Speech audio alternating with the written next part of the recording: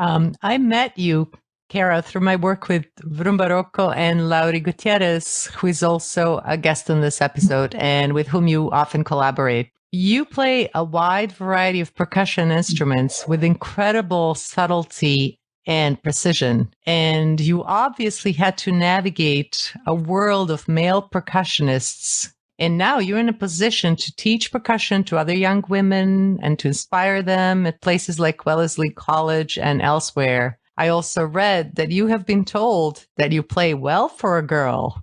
It's true. How did that work out for you?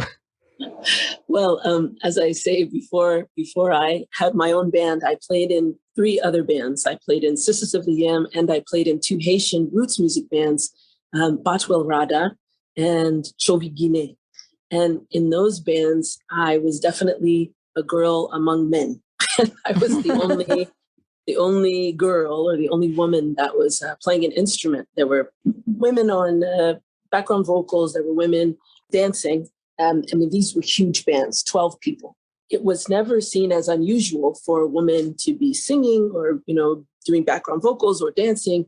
But I would always get that comment when I left the stage was, wow, you played pretty good for a girl, So when those bands broke up and I started my own band, when I started Zili Roots, I wanted the fact that we are all female to be the last thing that people had to comment on. I wanted to have an all-female band, absolutely. And I wanted people to comment on our musicianship first. It's very inspiring to see you on stage. And I personally desire to see more women on stage, more women behind conductors' podiums, more women, just more women across the board in this business that we're in. Absolutely. It's one of the reasons that I do still work at Wellesley College. And the reason why I became an ethnomusicologist is because of my mentor, Gerardus Florent, and the investment that he made in me so many years ago and set me on this path. I went to college to be a biologist, so things turned out very different than they started out.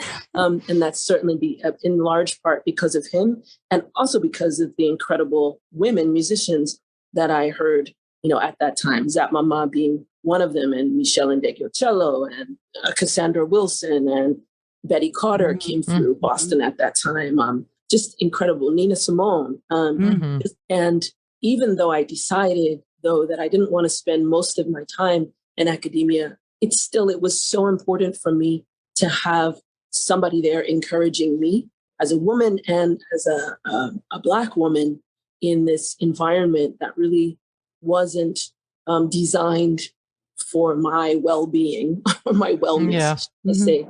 It just was incredible to have him there. I mean, that's how I changed from a biology major to a music major, and how I became the first ethnomusicology student at Wellesley College. So then they opened up a tenure track position for my mentor, and he became the first ethnomusicologist on the faculty at Wellesley College. That's a big theme that we're exploring in this program today, which is the traditions people carry and hand to each other.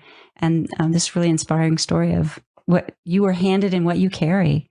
The group that I direct now at Wellesley, Yanvalou Drum and Dance Ensemble, is one that I co-founded with my mentor as a student, because there was nothing like that. I mean, this was a very Western European art music focused music department at the time that I'd never heard of ethnomusicology, even though they had an ethnomusicologist there. We're going to listen to another song from Zili Music. This is Family Reunion. And Kera, I wanted to ask you about this arrangement, which I love, and how you integrated Sometimes I Feel Like a Motherless Child into the mix. One of the first songs that I learned from my mentor is Uzuli, oh, Uzuli, so moi pa geye mama, moi pa geye papa, on se petit la moins geye, li tombe landlo. Uzuli, I don't have a mother, I don't have a father, and the only child I had just drowned. And it's a song that, it's a lament. It's a song that reminded me of so many different moments in history, but thinking about shared history among folks of African descent in the African diaspora or in the Black Atlantic. And as an African-American woman who grew up in the South and knowing some of the history of my family and of communities of African descent who were brought here during enslavement, thinking about the history of Haiti and of Haitians who fought during enslavement by the French and by the Spanish and by other European folk. And then they fought for 13 years for their own independence and to found the first Black independent nation in modern times in this region of the world. Thinking about Erzulie, I don't know all of the history. I don't know my mother and my father, but now where do I turn? Who do I lean on? Who do I turn to for guidance, for energy to move forward? It reminded me of that spiritual. Sometimes I feel like a motherless child. In thinking about, yes, sometimes I feel like that, but how do you keep going? It's faith. It's understanding that, yes, but I came from somewhere. I know that. I may not know exactly where, but I came from somewhere. And in the beginning of that song, you hear me playing udu, which is a clay instrument. The version that I have is based on a Nigerian instrument, but there's also a version in Haiti. There are versions all over the African diaspora of playing that kind of which sounds like water, which reminds me of that ancestral voice.